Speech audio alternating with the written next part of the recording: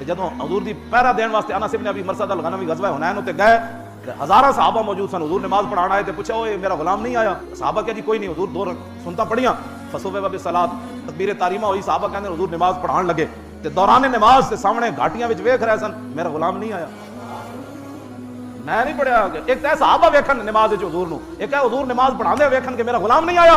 पूरी नमाज के दौरान हजूर वेखते रहे कि मेरा गुलाम नहीं आया। फिर सहाबा पिछू किनू वेखते रहे। जदों हजूर ने सलाम फेरा तो फरमाया कद जा फारिस हुकुम, फरमाया ओ शाह सवार आ गया भाई। हजूर ने इतनी खुशी हुई, हजूर ने फरमाया आओ जब ता, फरमाया अज रात तू जड़ा अपने नबी दा पहरा दिता है ना, आओ जब ता जन्नत तू छिक के अपनी तरफ ले आए।